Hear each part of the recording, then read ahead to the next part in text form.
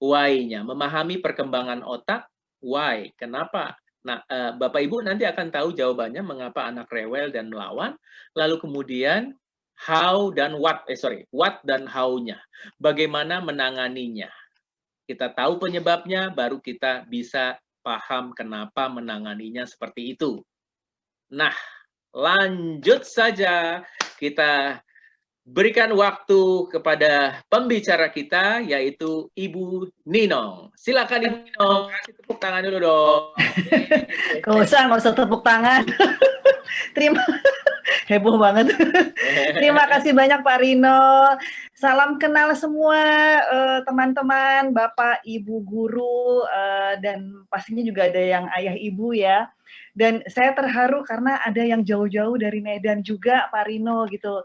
Itu diketik di chat ya, nggak tahu. Iya.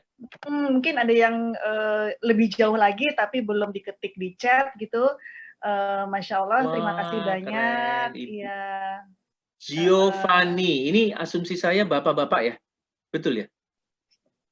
Ada Bandung, Tangerang, Tangerang maksudnya ya. Sukoharjo, waduh seneng banget datang dari jauh-jauh ya. Ada yang dari planet lain katanya nih, Bekasi itu planet yang berbeda loh. Benar ya Bu Ais ya? Mohon dikoreksi, teman saya bilang, oh maaf ya Bekasi itu planet yang berbeda katanya. Oh, sepertinya saya tahu nih Bu Ais nih dari planet Bekasi. Oh iya. Oke, lanjut Ibu, silakan. Oke, selamat malam semua. Bismillahirrahmanirrahim. Oke, buat teman-teman yang sehari-hari berhadapan dengan anak-anak ya, anak-anak sendiri maupun murid, pasti pemandangan tanda petik rewel ataupun anak tanda petik melawan itu sesuatu yang familiar ya gitu. Cuman memang kita sebagai guru, sebagai orang tua, sebagai manusia pasti punya struggle dalam batin kita, gimana sih menghadapi anak yang lagi tantrum, yang lagi ngamuk gitu ya. Jujur deh Bapak Ibu, ketika kita melihat anak kita atau murid kita ngamuk, tantrum, rewel, perasaan apa yang muncul pertama kali di hati kita? Santai-santai aja. Mungkin boleh ada yang jawab. Perasaan apa sih yang muncul pertama kali ketika ngelihat anak ngambek, anak marah? Boleh? Kesel. Oke, kadang ya, yang jelas pasti emosi kita kebawa ya gitu. Oke, nah di sini malam ini kita akan berselancar mendalami apa sih yang bikin anak itu tanda petik tadi rewel, ngamuk, suka ngelawan gitu ya. Izinkan saya untuk share screen. Oke, bismillahirrahmanirrahim. Wah, dari Kota Palembang, Ibu Santi. Selamat malam, Bu Santi. Terima kasih sudah bergabung di diskusi kita malam ini.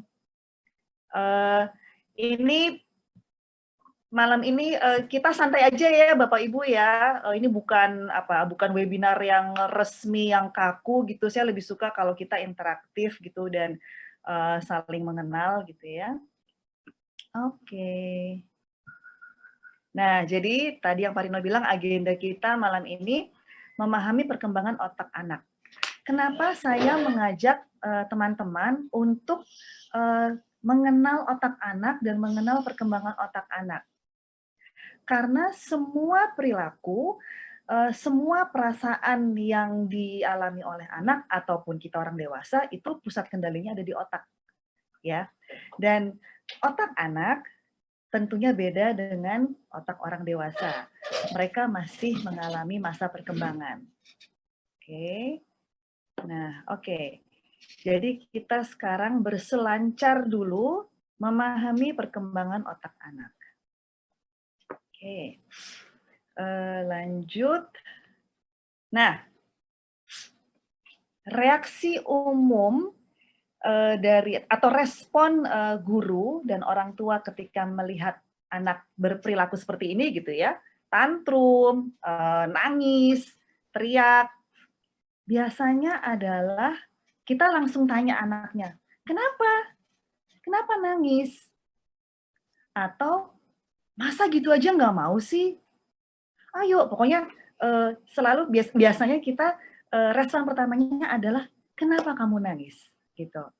Nah, teman-teman, Bapak Ibu, pertanyaan ini sulit dicerna oleh anak-anak, terutama anak-anak yang sedang emosinya lagi tinggi kayak gini.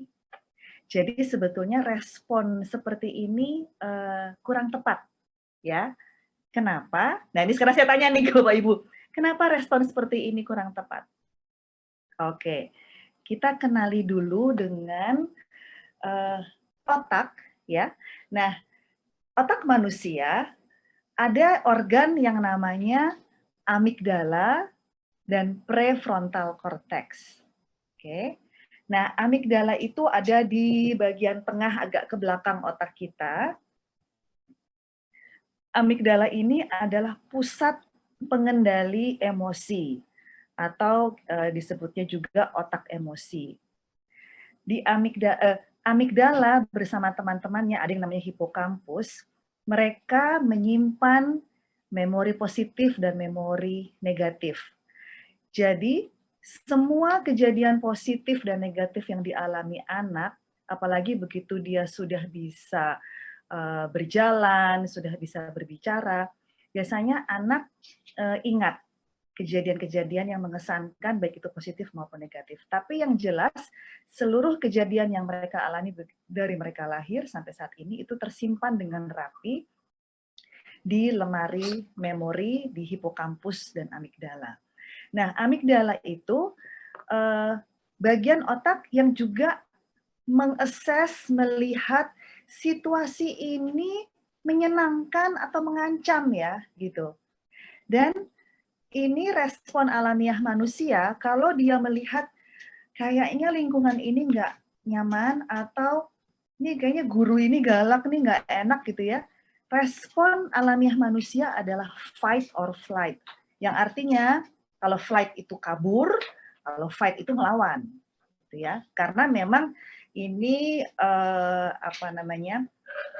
kemampuan bertahan manusia yang memang alamiah yang dikaruniai oleh Tuhan supaya mereka bisa survive. Oke.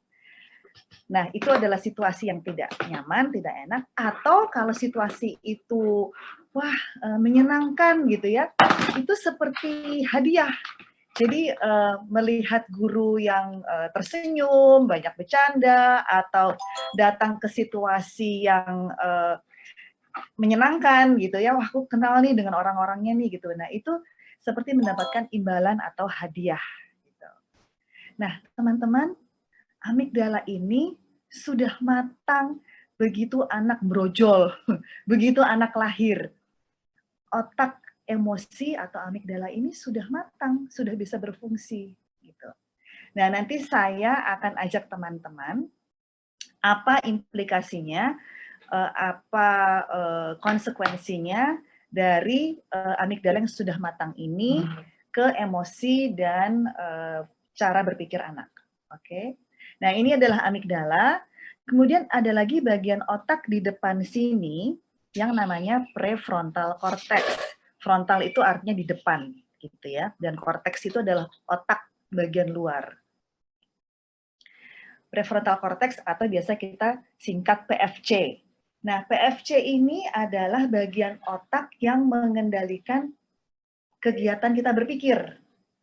Nah, berpikir di sini termasuk mengerti, paham dengan pelajaran, paham dengan situasi, paham dengan omongan guru, mengevaluasi, menimbang, memilih, terus memutuskan, aku mau pilih SMP A atau SMP B, aku mau pilih permen Yupi yang pink atau permen Yupi yang kuning gitu ya. Nah, itu ada hubungannya dengan cara kerja di PFC. Nah, PFC, teman-teman, ini bisa berfungsi dengan optimal, bisa bekerja ketika otak emosi atau ketika amigdala itu tenang. Ketika amigdala itu istilahnya lagi adem, lagi dingin, gitu ya. Dan Jangan kaget teman-teman, PFC ini baru mulai berkembang di usia antara 6 sampai 7 tahun, yaitu ketika anak mulai masuk SD. Oke. Di usia kelas 1, kelas 2, di sini anak mulai dilatih untuk menggunakan PFC-nya, yang artinya mulai dilatih keterampilan berpikirnya. Oke. Tapi si PFC ini baru betul-betul matang di usia antara 20 sampai 25 tahun. Oke. Jadi bahkan di anak usia 12 tahun, usia SMP, SMA ini belum 100% matang. Tapi amigdala, si otak emosi ini sudah matang dari bayi. Oke.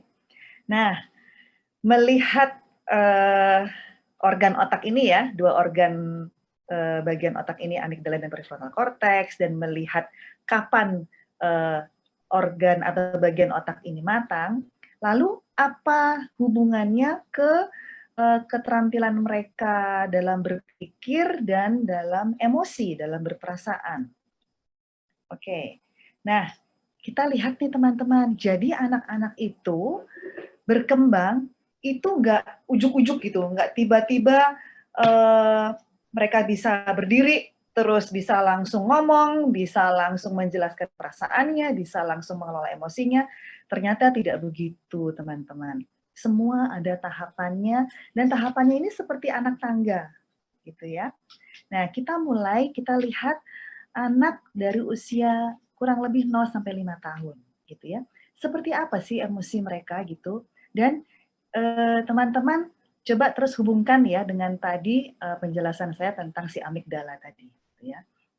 Nah, anak usia antara 0 sampai 5 tahun, mereka punya kebutuhan untuk membangun hubungan erat dengan orang tua atau dengan pengasuhnya atau dengan caregiver.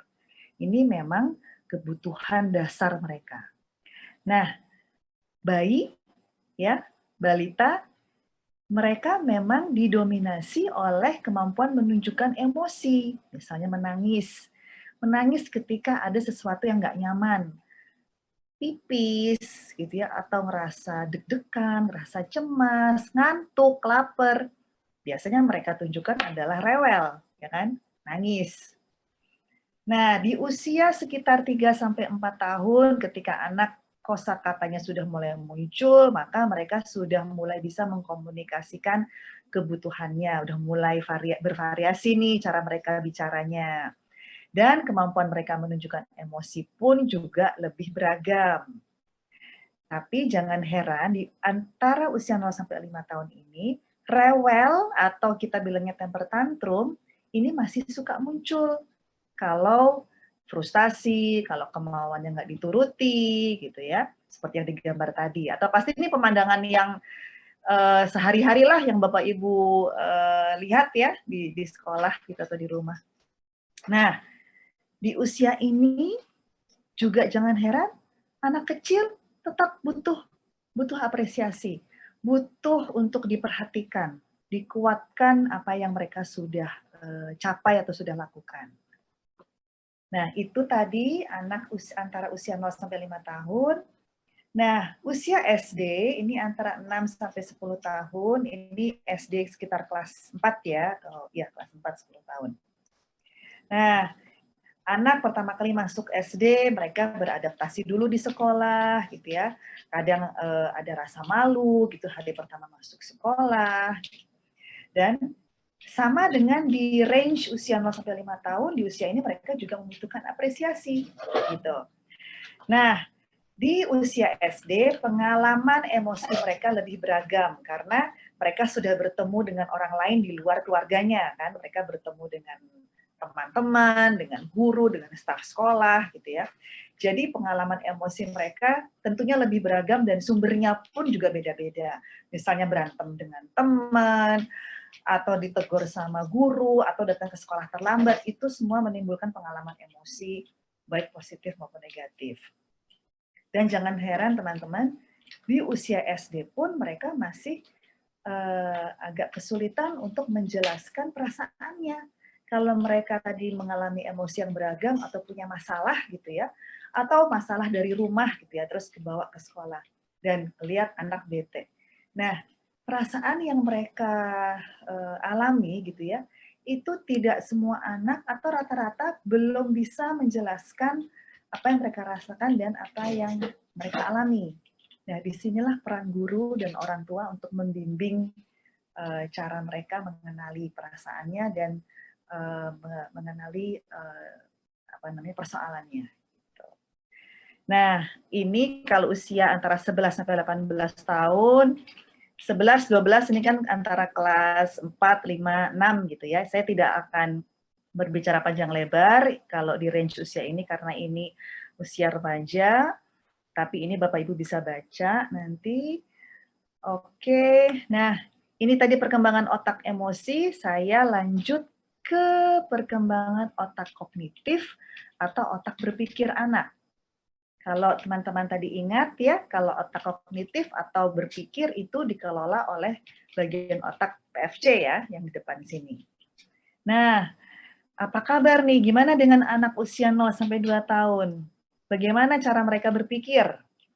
Nah, tentunya mereka bukan berpikir seperti anak SD ya, tapi mereka melatih keterampilan berpikirnya melalui merangkak, melalui gerakan-gerakannya. Jadi Bapak Ibu, sebetulnya gerakan-gerakan bayi yang spontan, ya, tangannya, kakinya, gitu ya, mereka merangkak, belajar jalan, itu semua ada hubungannya dengan keterampilan mereka berpikir. Tapi untuk keterampilan berpikir itu bisa matang, ini semua tahapan yang 0 sampai 2 tahun ini harus dilalui. Nah, input melalui sensori atau indera, ini artinya semua informasi yang anak terima melalui mata, telinga, semua panca indera gitu ya, itu adalah sumber informasi dan sumber pembelajaran untuk si bayi, untuk si anak. Oke, jadi semua proses tersebut ternyata sangat penting untuk perkembangan otak. Nah, oke. Kita bicara sekarang untuk anak usia antara 2 sampai 7 tahun. Kalau Bapak Ibu lihat, anak-anak ini jago meniru ya. Nah, itu adalah proses mereka belajar. Proses mereka melatih keterampilan berpikirnya, itu adalah proses untuk mengembangkan otak kognitifnya. Mereka memperhatikan, menyerap informasi di sekitarnya, lalu mereka meniru. Meniru apa yang dilihat, apa yang didengar, gitu ya. Ada yang bilang umur segini memang seperti sponge gitu ya, seperti apa tuh, yang buat cuci piring tuh ya, menyerap gitu. Mereka peniru ulung. Nah, anak-anak di usia 2-7 tahun ini, mereka masih melihat sesuatu dari sudut pandangnya.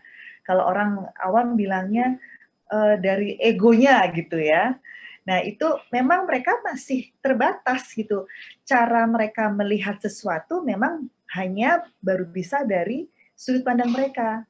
Nah, ini ditandai dengan itu tadi perilaku rewel, perilaku melawan, seakan-akan mereka ngeyel, ngotot gitu ya. Padahal itu adalah cara mereka belajar untuk mengungkapkan isi pikirannya dan untuk belajar mempertahankan ini loh yang sudah aku pelajari, ini loh yang aku lihat gitu. Nah, di usia ini juga mereka masih berpikir secara konkret dan di usia ini mereka sudah bisa berimajinasi. Makanya sangat penting usia balita itu dibacakan buku cerita, bermain, dan imajinasinya pun juga diarahkan. Oke, kita masuk ke usia SD. Di usia ini, seperti yang tadi saya bilang, PFC-nya sudah mulai bekerja. Makanya di SD, anak-anak diajarkan pelajaran, diberi soal, tugas, kemampuan berpikir logika mereka dan mengerjakan sesuatu secara berurutan ini dilatih gitu. Dan termasuk juga diberi tugas uraian, esai dari sebuah tema, dari sebuah topik. Ini adalah bagian dari melatih keterampilan berpikir mereka, karena juga si PFC-nya sudah mampu untuk dilatihkan. Di usia ini, cara mereka berpikir masih konkret, tapi di usia 9-10 tahun, hal-hal yang abstrak sudah mulai bisa diajarkan. Oke. Abstrak di sini artinya ketika anak membaca, itu adalah bagian dari proses berpikir secara abstrak. Gitu. Oke, 11-18 tahun ini adalah usia remaja. Di sini proses berpikir mereka sudah mulai lebih rumit ya, teman-teman. Nah, setelah mengetahui, oh iya Pak Rino, ya. Ibu Ninang boleh mundur sebentar? Oh iya iya, oke. Ya, sebelum ke pertanyaan besarnya, saya pengen memastikan dan menekankan lagi perkembangan otak, emosi, dan kognitif. Yang dimaksud contoh konkret, lalu kemudian Bu Ninong bilang contoh abstrak itu apa sih? Oke, konkret itu misalnya benda yang bisa dipegang, misalnya di gelas gitu ya. Ini adalah konsep sesuatu yang konkret, gitu ya. Sesuatu yang bisa dipegang, bisa dilihat, bisa dicium, gitu, menggunakan panca indera. Tapi kalau abstrak, artinya adalah gelas ini diwakili oleh gambar atau diwakili oleh kata-kata. Jadi sesuatu yang anak lihat atau baca di kertas, ketika anak sudah mulai pegang buku dan baca gitu ya, nah itu artinya mereka sudah mulai berpikir secara abstrak. Gitu. Jadi si gambar gelas atau tulisan gelas itu diwakili oleh huruf atau gambar, tapi mereka sudah punya gambaran gelas di kepalanya, gitu, di benaknya. Nah, kalau misalnya kita komunikasi gitu ya, komunikasi kepada anak TK atau anak SD gitu ya. Lalu misalnya ya kita ngomong gini, kamu harus yang rajin dong. Kata rajin atau disiplin gitu ya, itu abstrak atau konkret ya? Nah, rajin itu bisa dipegang nggak? Rajin itu, disiplin itu bisa dilihat nggak? Ya, enggak bisa. Jadi sesuatu yang berhubungan dengan kata sifat tadi ya, rajin, disiplin itu udah masuk ke konsep abstrak. Dan untuk anak usia TK atau kelas 1, 2, mungkin kelas 3 bahkan ya, itu susah untuk mereka mencerna apa itu rajin, apa itu disiplin. Baik. Termasuk juga sesuatu yang misalnya sebentar lagi. Nah, sebentar lagi itu ya. Sebentar lagi itu kalau untuk anak TK ya apalagi ya, sebentar lagi itu maksudnya apa gitu. Iya. Tunggu, Mama lagi sibuk nih, sebentar lagi dong gitu ya. Iya. Itu sabar deh ya. Apalagi kata sabar.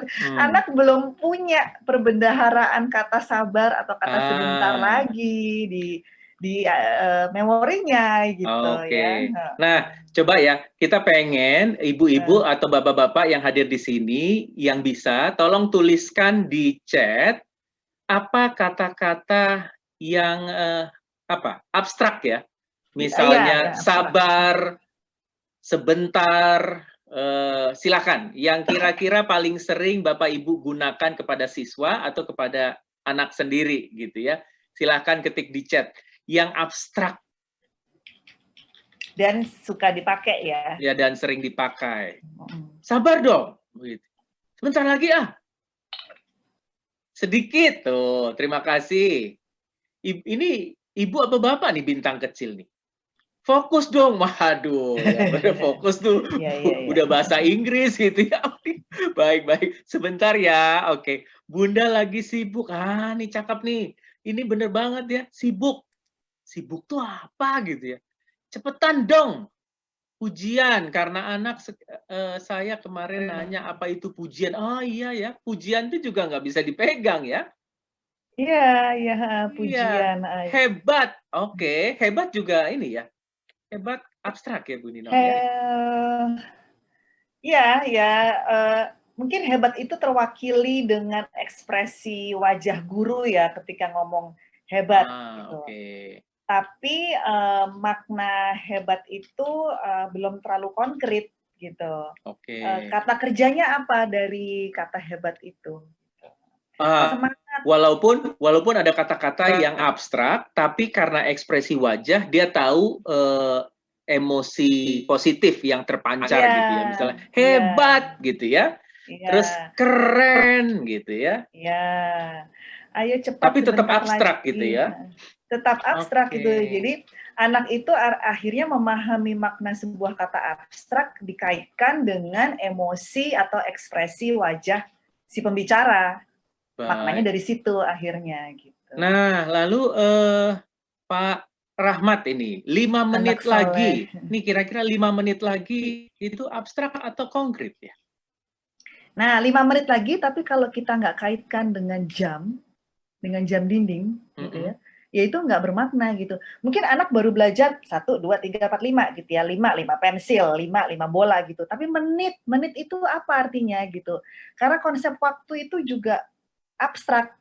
Nah, biasanya kita mengajarkan tentang konsep waktu itu dihubungkan dengan jam dinding. Saya suka pakai jam analog ya, gitu, yang ada detiknya gitu. Oke. Nah, Dan lebih baik kalau untuk usia TK gitu ya, SD awal, misalnya jam 12, nanti jarum panjang di angka 2, itu artinya 10 menit lagi. Jarum panjang di angka oke. 2 selesai ya, gitu mainnya, misalnya gitu. Oke, nah kira-kira waktu yang pas tuh untuk kira-kira anak memahami konkret gitu ya, 5 menit lagi itu sebuah kata yang konkret itu di usia yang tadi itu ya, yang 7 sampai Mhm, 10 itu ya. Setelah mereka paham dengan angka kan. Oke. Ini Ibu Ini Ella ya tanya ya? bukankah dengan digunakannya kata-kata abstrak anak-anak bisa memahami artinya? Ya, kata-kata abstrak anak-anak akan paham artinya kalau mereka sudah tahu sebelumnya arti dari kata tersebut, gitu. Kalau Oke. sebelumnya mereka belum pernah punya pengalaman atau belum pernah terpapar dengan makna kata abstrak gitu ya, atau belum pernah ada pengalaman, itu tidak terlalu bermakna buat mereka gitu. Kan ada juga tuh Dan orang tua yang Mama, tolong bantu PR-ku gitu ya. Terus ibunya dari dapur bilang sebentar ya nak gitu ya. Terus anaknya diam. Terus nggak lama, ya sebentarnya kan nggak tahu nih ya. Terus anaknya minta lagi, Mas ini dong, gitu kan. Anak dari yang ibaratnya sopan, terus sini dong, terus ya sebentar, dikit lagi. Terus sampai anaknya akhirnya teriak atau marah, ibunya juga marah. Sebentar, ngerti nggak sih sebentar? Kayak gitu kan bisa terjadi ya Bu Ninom ya? bisa terjadi, ya. Jadi kalau saran saya sih lebih baik kita jelaskan, tunggu sampai mama selesai cuci piring yang ini.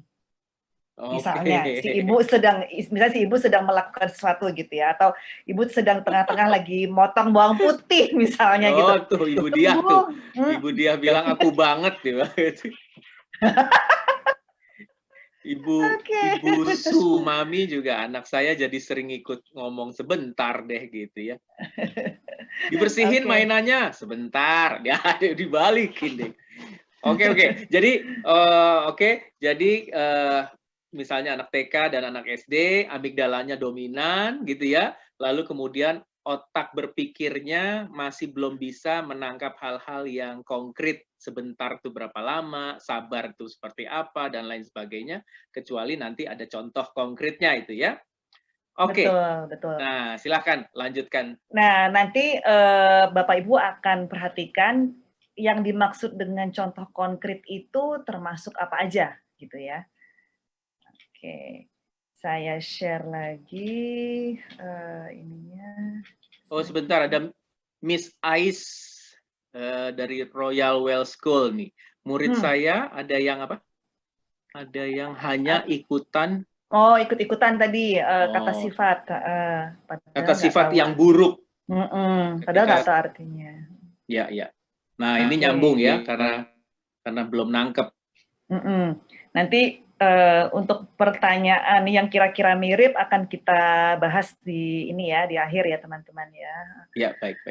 Oke. Jadi gini,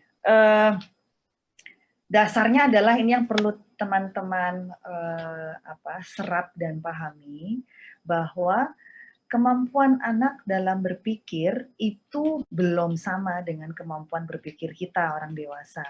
Itu tadi ya, ada tahapan-tahapannya ya, gitu.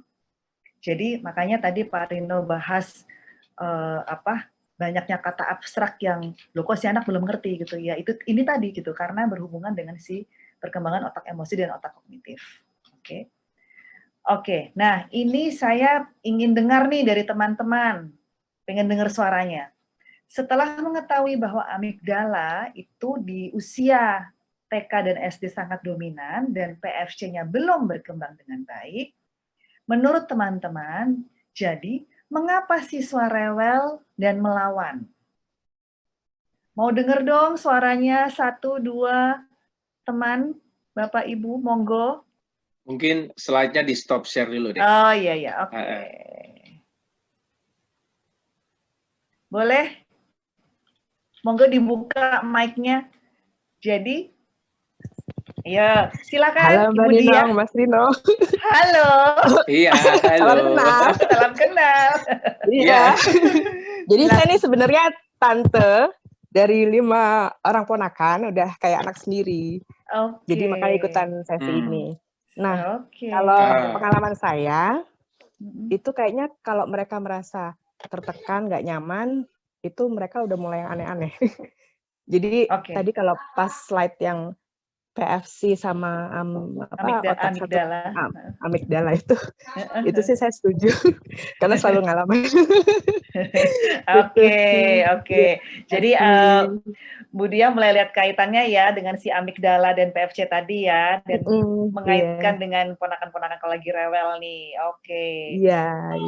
Nah, satu lagi dong. Saya mau. Siapa nih? Fitri Safitri.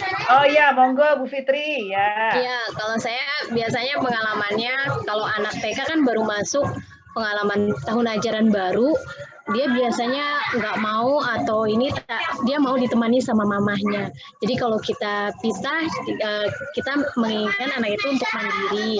Jadi mamahnya dilarang untuk masuk ke dalam kelas atau apa. Jadi kan anak itu rewel karena ingin ditemani mamahnya. Biasanya seperti itu. Dan itu menangis-nangis, meronta-ronta. Biasanya di awal tahun ajaran baru, anak-anak TKA yang usia 3 atau 4 tahun, atau 4 sampai 5 tahun biasanya seperti itu. Dan banyak sekali kejadian-kejadian seperti itu yang kita alami.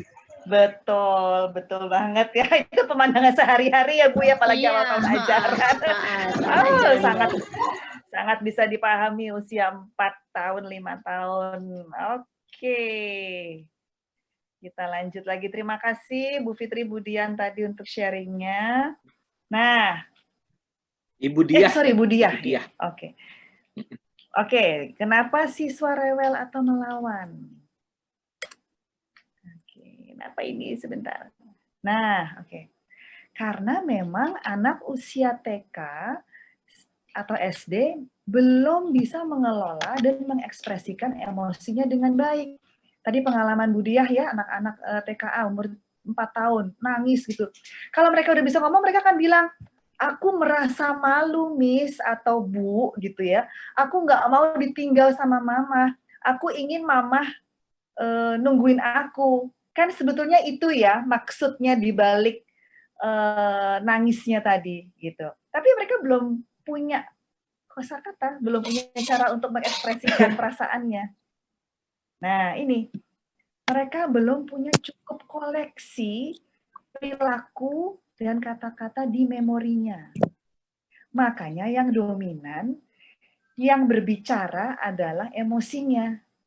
Apalagi si amigdalanya kan udah matang tadi kan, dari awal mereka lahir. Jadi, perasaannya, sesuatu yang nggak nyaman itu dikomunikasikan melalui emosi, gitu. Makanya seakan-akan kok ini anak kok tantrum, ngamuk segala macam, karena itu juga mereka belum punya koleksi bagaimana perilaku yang baik kalau aku lagi pengen marah atau aku lagi sedih gitu. Nah, tugas kita sebagai orang dewasa adalah memperbanyak koleksi atau contoh perilaku dan kata-kata yang baik gitu. Dan tentunya ini adalah sebuah proses ya teman-teman gitu. Proses yang mengiringi, mengawal anak-anak ini berproses tumbuh kembang. Jadi ketika mereka bertumbuh dan berkembang, kalau yang mereka lihat adalah contoh-contoh perilaku dan kata yang baik, itulah yang akan mereka serap. Gitu. Dan itu bukan hanya diserap, tapi disimpan di otak memorinya, gitu ya, di hipokampus dan amigdala tadi. Gitu. Nah, saya mau masuk sebentar di sini, Bu Ninong ya. Iya. Ibu-ibu, bapak-bapak, oh ya Bu Ninong, tolong stop share screen-nya dong. Baik, ini dalam konteks kita orang dewasa aja ya. Kalau tadi kita ngomong soal anak-anak, anak-anak berperilaku sesuai dengan contoh gitu ya, dan vocabulary dari kata-kata yang dia punya. Contoh kita deh, kita ini orang dewasa, misalnya bekerja sama, baik kita di rumah gitu ya, suami istri, kakak adik gitu ya, atau di kantor sesama rekan guru gitu, kita dengan wakil kepala sekolah, dengan TU, dengan kepala sekolah dan lain sebagainya. Contoh misalnya situasinya gini nih, untuk merelate ke kita, kondisi kita yang orang dewasa saja ya. Ini misalnya kita lagi kerja, lalu kemudian orang di sebelah kita nih pakai Walkman, Walkman lagi ketahuan umurnya lagi ya, bukan Walkman, earphone gitu ya, maaf, waduh, merek jadul. Bu Nisa kayaknya udah masih ada tuh Walkman tuh, ya earphone, terus dia nyanyi gitu ya, lagunya K-pop lagi ya, gitu ya, mungkin dia nggak sadar, tapi itu ganggu kita lagi kerja gitu kan, terus kita lagi kerja, kita butuh konsentrasi, kita terganggu gitu ya. Terus dia pikir, gila nih, tahu diri dong, gue lagi kerja, dia nyanyi-nyanyi berisik gitu kan. Perasaan kita kesel kan? Pertanyaan saya adalah, apa yang Anda lakukan? Yo, sebagai orang dewasa nih, apa yang ibu dan bapak lakukan? Ayo, boleh ngetik di chat, boleh ngomong langsung. Atau perilaku rekan kerja atau perilaku suami, istri, atau adik yang nggak sesuai dengan harapan kita. Seharusnya dia ngerti dong. Aku kan lagi sibuk. Kok dia nyuruh-nyuruh gitu ya. Tapi ini kan dalam pikiran kita. Pertanyaannya, apa yang Anda akan lakukan? Ada yang bilang colek. Colek, bilang, oke. Itu satu orang tuh, Ibu Amelia. Ibu Ella nggak ngomong gitu. Ibu Ella pindah tempat. Wih, luar biasa ini Ibu Ella. Pindah tempat tapi pindah sekolah, Bu? Tegur aja langsung. Atau tegur aja langsung. Ikutan dengerin lagunya. K-pop banget sih. Karena K-pop ya ikutin ya. Tegur langsung. Diamkan hingga adem. Apa ini maksudnya, Bu? Disiram pakai air kah itu? Diamkan hingga adem. Diamin aja. Oh, diamin aja. Bilang bisa kecilin dikit. Nah, terima kasih. Memberi kode berdehem. Nggak kedengeran toh, Bu? Kan lagi ini gitu. Oke. Nah, pertanyaan saya tadi ada yang bilang menegur atau memberitahu. Pertanyaan saya, cara menegurnya gimana? Dan mohon maaf, hal itu kita pelajari dari orang tua kita, dari lingkungan kita. Coba cek deh. Cara kita menegur tuh, kita belajar dari mana cara kita negur. Dengerin nih, gue lagi sibuk tau nggak? Bisa gitu ya. Bapak Ibu, coba ingat deh. Tindakan dan perilaku kita orang dewasa loh ini ya. Kita pelajari dari mana? Jangan-jangan kita marah, menegur, mirip dengan kepala sekolah, cara kita menegurnya gitu ya, atau mirip dengan salah satu dari orang tua kita gitu ya, dan lain sebagainya. Ini hanya menekankan apa yang Bu Ninong bilang, bahwa kita saja orang dewasa bertindak tanduk, pilihan kata-kata, ekspresi wajah kita, itu dari bank emosi dan ekspresi dan bank kata-kata yang kita punya. Rese lo. Nah, itu berarti mudanya tuh zaman tahun 90-an tuh kata-kata rese tuh cuma tahun 90-an gitu ya dan lain sebagainya. Maaf bisa dikecilin, sopan tapi tegas. Oh iya ya, Ibu Ninin sopan tapi tegasnya perlu pakai miring-miring nggak bibirnya? Apa lah. Oke, Bu Nino, maaf nih. Oke, Silakan loh kalau mau lanjut Bu Nino. Saya hanya menekankan bahwa kita saja orang dewasa bertindak dan memilih kata-kata dari koleksi perilaku dan kata-kata di memori kita gitu ya. Apalagi anak-anak ini ya. Iya. Yang kata-katanya masih sedikit. Betul. Dan nggak banyak pilihan gitu ya. Jadi sebetulnya kita sebagai guru dan sebagai orang tua mempunyai banyak kesempatan, mempunyai peran atau tugas yang sangat mulia untuk membentuk anak-anak ini ya nantinya akan menjadi apa. Jadi kita adalah bagian dari sejarah gitu yang membentuk si perkembangan siswa kita. Ya. Nah, oke. Jadi, saya kembali ke gambar yang di awal tadi. Mengapa reaksi atau respon guru dan orang tua dengan tanya, kenapa? Atau masa gitu aja nggak mau ketika ngelihat anak tantrum atau rewel, ini nggak tepat. Kira-kira kenapa teman-teman? Tadi saya bilang kan respon ini tidak tepat ketika anak lagi nangis, lagi rewel, terus kita tanya kenapa nangis gitu. Menurut stop share. Iya. Screen-nya deh.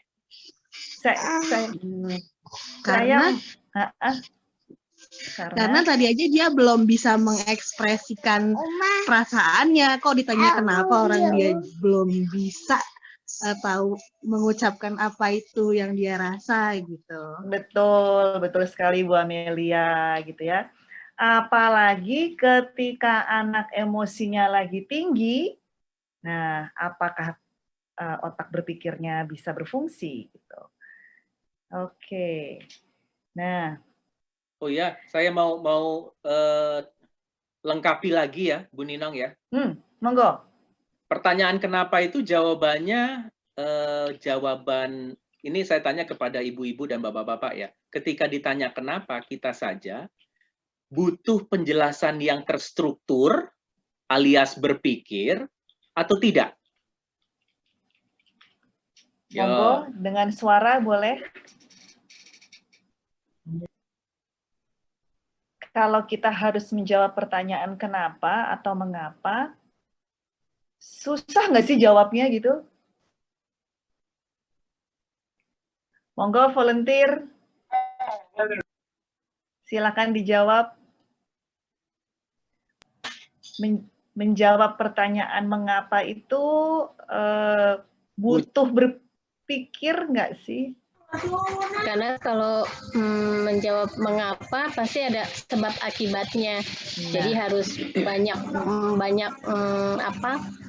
yang harus dijawab mengapanya. Jadi tidak satu jawaban tapi ada beberapa runtutan. Nah, seperti itu. Ini bagus nih. Ibu-ibu, bapak-bapak, ini mohon maaf ya, contohnya agak-agak ekstrim ya. Kalau kita lagi kebelet ke toilet gitu ya, tiba-tiba ketika kita lagi buru-buru mau ke toilet, di tengah jalan ada teman kita, lu mau ngapain gitu ya? Kenapa lo gitu ya?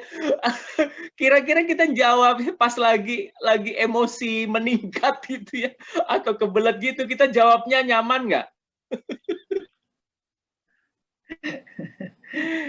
Pasti nggak nyaman ya, karena otak berpikir kita lagi berkurang gitu ya. Ditanya kenapa itu jawaban yang berstruktur gitu ya. Aduh, gue lagi pusing lo tanya kenapa lagi gitu kan, misalnya gitu ya. Nah, apalagi anak-anak itu kira-kira ya Bu Ninong ya. Betul. Tadi saya suka tuh tadi kata kunci yang dijelaskan oleh Ibu siapa tadi saya lupa. Fitri ya, Bu Fitri. Bu Fitri. ada rentetan gitu ya, ada rangkaian jawaban di situ, bukan hanya satu gitu. Itu kuncinya tuh. Iya, iya. Hmm. Dan oh ya, yang satu lagi, masa gitu aja nggak mau sih apa? Oh ini ya, masa gitu aja nggak mau. Ini juga apa? Ini antara pertanyaan atau ngejudge ya, atau penghakiman ya menuduh gitu ya. Nah, kalau menurut saya malah komentar seperti ini kadang malah membuat anak terpojok gitu. Nah, makin jadi itu emosinya makin jadi gitu. Jadi ini saya suka apa ya, suka sedih gitu kalau melihat di tempat umum gitu ya, sebelum COVID gitu, kalau ngelihat orang tua gitu ya, itu juga karena mungkin keterbatasan ya gitu, tapi kalau anak ditanya, kenapa masih gitu aja nggak mau sih gitu.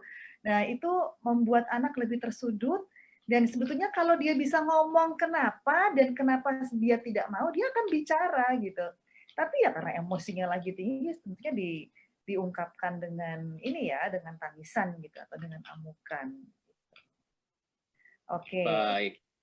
Jadi untuk menyimpulkan ya pemaparan saya tadi, anak-anak itu sebetulnya makhluk emosional, oke, atau makhluk emosi.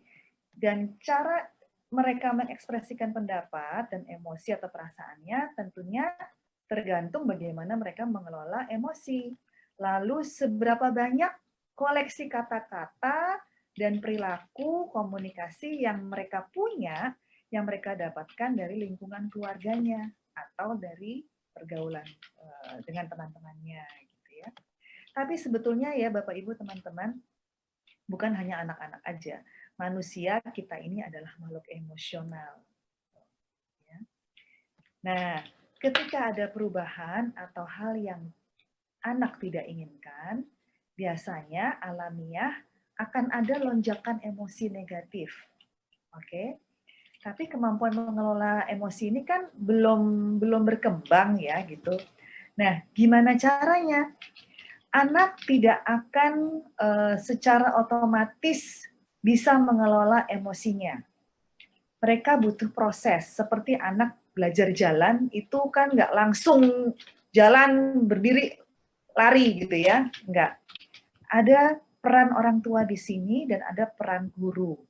Peran orang tua tentunya sangat besar karena mereka yang bersama anak-anak di rumah ya 24 jam atau caregiver-nya. Perannya sangat besar dalam memberi contoh bagaimana mengelola emosi, berkata-kata, merespon perubahan gitu. Tapi di sekolah sebagai pengganti orang tua, guru di sini. Guru dan tentunya staf sekolah ya, itu peranannya sangat besar dalam anak belajar keterampilan emosi dan komunikasi. Gitu teman-teman ya. Jadi tadi kita sudah melihat why-nya gitu ya, kenapa sih anak ini kok yang muncul tuh nangis, rewel gitu ya, melawan. Ini why-nya. Nah, sekarang what to do, how to do it.